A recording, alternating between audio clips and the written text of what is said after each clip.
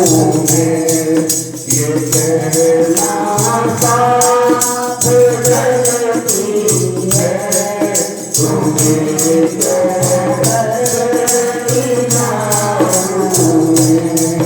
ये कहना साथ चलती है तुम्हें क्यों कहती जाऊंगी। भगवान की बिहारी कैसे प्रभु को ले जाएंगे? वो तो केवल भाव के रूप के हैं।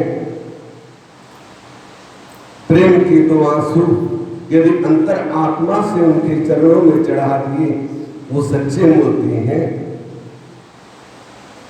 लेकिन भावना से होने चाहिए।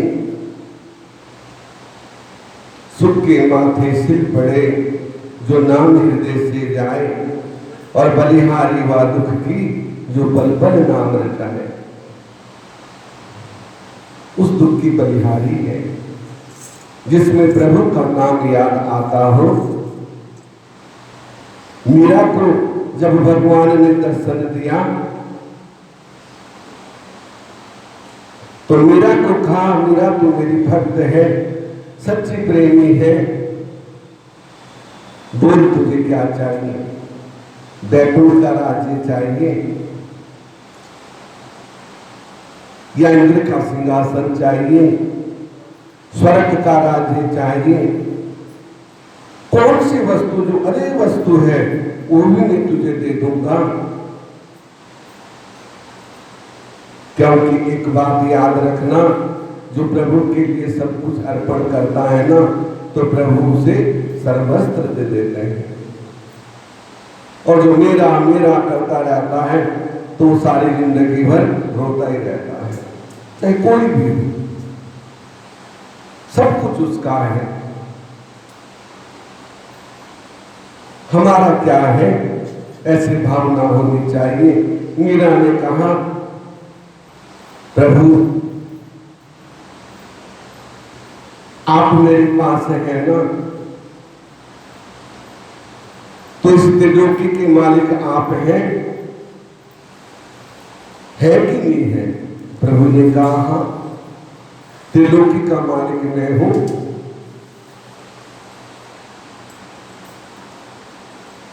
और आप जगत के पिता भी हैं कि वो भी हूं, और मैं आपके भक्त हूं। इसीलिए तो कह रहा हूं, जो चाहिए मांग ले। मीरा ने कहा, फिर मांगने को रह क्या गया? सब कुछ तो मेरा है। मांगते तो नीचमती हैं जो प्रभु को नहीं पहचानते, और यदि फिर भी आप देना ही चाहते हो, आग्रह करते हो, तो मुझे संसार के दुख दे दो। मुझे सुख नहीं चाहिए, मुझे इतना दुख दो कि मैं आपको ना भूलूं, पल पल मुझे आपकी याद आती रहे। ऐसा दुख मुझे दो तो प्रभु की आंखों से भी आंसू बहने लगे कि मीरा, तू वास्तव में सच्ची भक्ति तैने की है, क्योंकि उन्हें तो राजघराने को त्याग दिया था प्रभु के नाम के लिए। हम जैसे अपने बच्चों को संस्कार देते हैं ना, वही उनके जीवन में आते हैं। मीरा की मां कृष्ण की पुजारन थी और पूजा करती थी। उधर से जब वो छोटी बच्ची थी, किसी की बारात जा रही थी, और बच्चे तो जिद करते ही है ना, तो कहने लगी, मां ये क्या हो रहा है? तो मां ने कहा, बेटी किसी की बारात जा रही है। कि बारात क्या होती है? कि दुल्हा है बारात में और दुल्हन को लेने जा रहा है। कि दुल्हन क्या होती है? कि अब जैसे तू है ना, और तेरी बड़ी हो जाएगी, शादी करेंगे, तेरा दुल्हा भी बारात लेके आएगा। तो जिद करने लगी कि अच्छा, तो मेरा दुल्हा कौन है? कि अभी तो क्या पूछते हो तो बच्ची, नहीं मुझे बताओ, जिद पे अड़ेगी। क्यों बालहट बड़ी होती है। तो माँ ने कहा ऐसे तो मानेगी नहीं, कृष्ण जी ठाकुर जी की मूर्ति थी, कहा ये तेरा दूल्हा है, यही तेरा पति है। और मीरा ने मन में उस दिन से ठाकुर जी को धारण कर लिया और वो उनका भजन करने लगी। जहां जाती थी ठाकुर जी को साथ लेके जाती थी, खाती थी तो उनको भी खिलाते थे बालपन से। लेकिन गुरु नहीं था, गुरु से विमुख थी। शादी हुई, शादी में भी ठाकुर जी को साथ रखा। पहले तो वो शादी नहीं कर रही थी कि मैंने तो शादी करनी नहीं, मेरे तो कृष्ण है, मेरी शादी तो इनके साथ हो गई है। लेकिन जिद की सबने तो शादी की, राणा सांगा के साथ शादी हुई। वहां गई तो वहां भी कृष्ण जी की पूजा करती रही मारवाड़ में।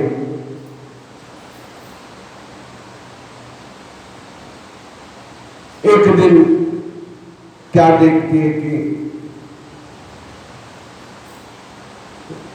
बनारस वो घूमने के लिए गए काशी जी, उसके पति और मीरा रात को एक धर्मशाला में रुक गए और वहीं के पास में रविदास जी रहते थे।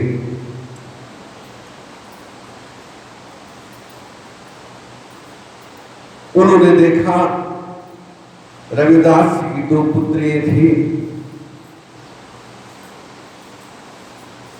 उन्होंने देखा कि कहीं किसी गऊ का देहांत हो गया। उन्होंने अपनी बेटियों को कहा जाओ बेटियों से उठा लाओ गऊ को, क्योंकि वो तो पशुओं का चर्म निकालते थे लेकिन भक्ति करते थे और उनके जूते बनाते थे। लेकिन भजन में मन था, भजन करते थे।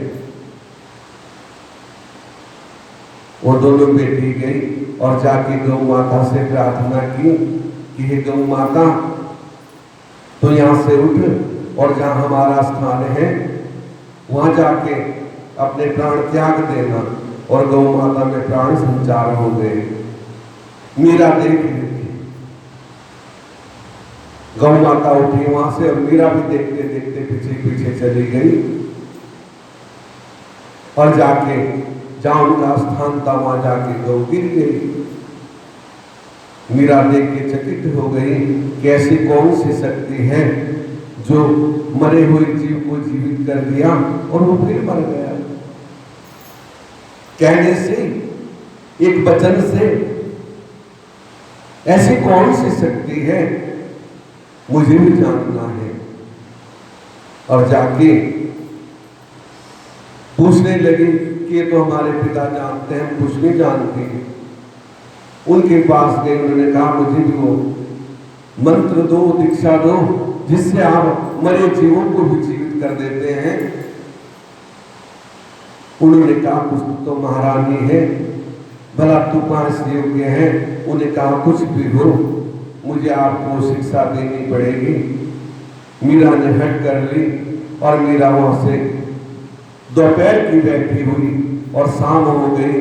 शाम होते होते रात होने लगी। पति ढूंढने लगा कि कहां चली गई, ना जाने कहां चली गई। लेकिन उसके अंदर तो सच्ची लगन थी, प्रभु का प्यार था। और जब रात हुई तो रविदास जी ने उनको मंत्र दिया, मंत्र दीक्षा दी। कृष्ण की भक्ति तो करती थी ना। जब कुछ आदमियों ने देखा कि मीरा ढूंढ पड़ी कि कहां गई है, कि उसके पास बैठी थी, वो जो जुत्ते बनाता है, कह रहे उसने तो अपना धर्म भी वेस्ट कर लिया, उसके पास क्यों गई है। और राजा के सिपाहियों ने आके आक्रमण किया तो क्या देखते हैं, जो रविदास जी की कुटिया है उसकी रक्षा भगवान का सुदर्शन चक्र कर रहा है। जहां भी वो हमला करने को तैयार होते हैं वहीं चक्र आ जाता है। रक्षा करते हैं। वो छोटा बड़ा नहीं देखते, वो पवित्रता देखते हैं कि मन किसका पवित्र है, भाव किसका पवित्र है।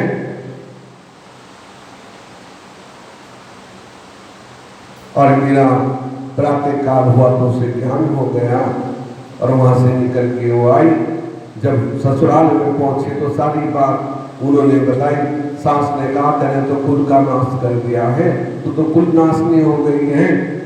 एक चमार के घर में सारी रात रही,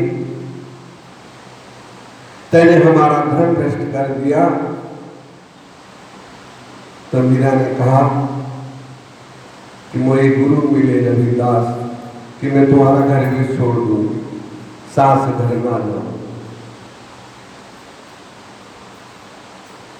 एक बेल तो तुम भी लागे, एक कोई उनकी जात, और एक लड़का फिर गलियों में, एक में घुलती खान मिसरिया, एक धोबी के घाट। एक गलियों में लड़क रहा है, उसमें ठोकरे मार रहे हैं। एक में धोबी कपड़े धो रहा है, नैले कुचैले ना जाने कैसे कैसे, और एक संतों के हाथ में जात तो एक ही है ना। दोनों तीनों एक ही बेल पे लगे हैं ना, लेकिन गुण तो अलग अलग हैं। जो संतों के हाथ में है वो पवित्र है।